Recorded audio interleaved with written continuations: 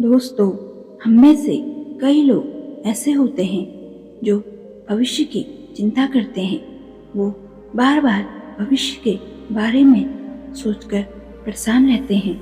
अगर आप भी ऐसे लोगों में से हो तो ध्यान से सुनिए इस कहानी को। तो शुरू करते हैं आज की कहानी। एक बार की बात है, एक गांव में एक धनी व्यक्ति रहता था। उसके पास इतनी धन दौलत थी कि अगर वो कुछ काम भी ना करे तो भी उसका धन कभी समाप्त नहीं होने वाला था। एक दिन उस व्यक्ति ने अपने बेटे को अपने पास बुलाया और उससे कहा, हमारे पास अभी कितनी धन दौलत बची है, जाओ पता करो और मुझे बताओ। इतना कहकर वो व्यक्ति अपने कमरे की ओर चला गया।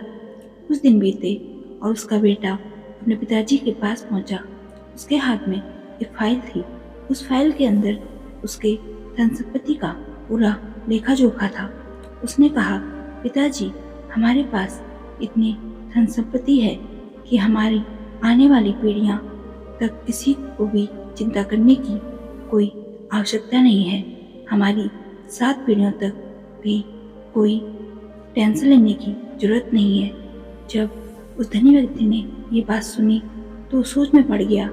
उसने सोचा, क्या सिर्फ 7 पीढ़ियों तक ही हमारी धन दौलत बची रहेगी? उसके बाद क्या होगा? उससे आगे की पीढ़ियां क्या करेंगी? उनके लिए मुझे कुछ सोचना होगा।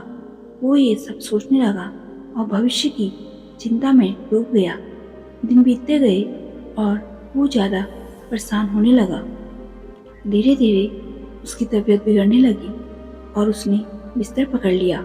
एक दिन उसका एक दोस्त धनी व्यक्ति से मिलने आया और कहा, अरे काफ़ी दिन हो गए, तुम दिखे नहीं, क्या हो गया तुम्हें? पहले तो तुम लोग मुझसे मिलने के लिए आते थे, आजकल तुम कहाँ गायब रहते हो?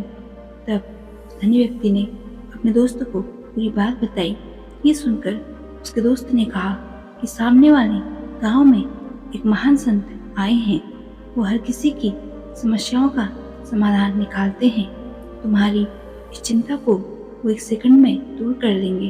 तुम कल सुबह मेरे साथ उस गांव में चलना।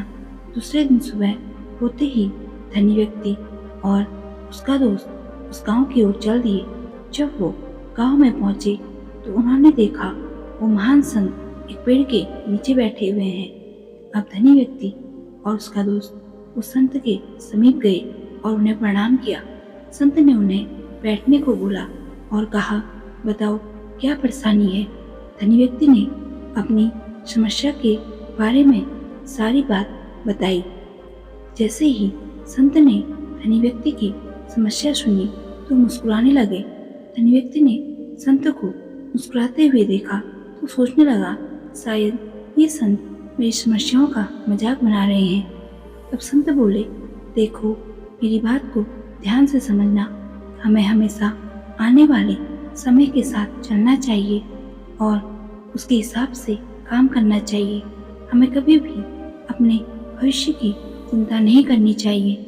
अगर कोई भी व्यक्ति अपने भविष्य की चिंता करेगा तो व्यक्ति जीवन में कभी भी खुश नहीं रह पाएगा और ऐसे वो अपना जीवन अच्छे से नहीं बिता पाएगा।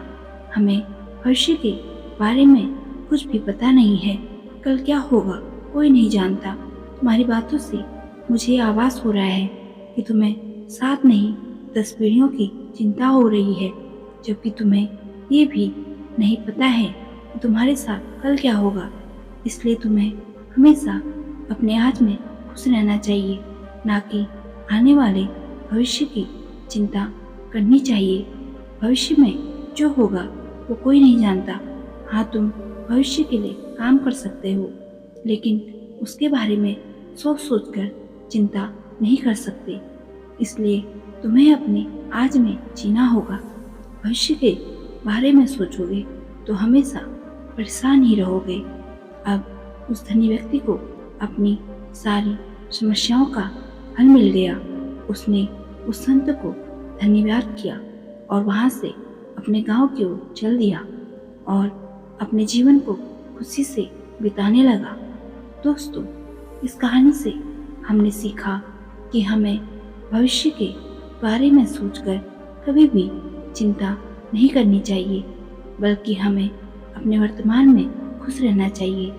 हम अपने भविष्य को ठीक करने के लिए वर्तमान में अच्छे से काम करेंगे तो हमारा भविष्य अपने आप ही सुधर जाएगा।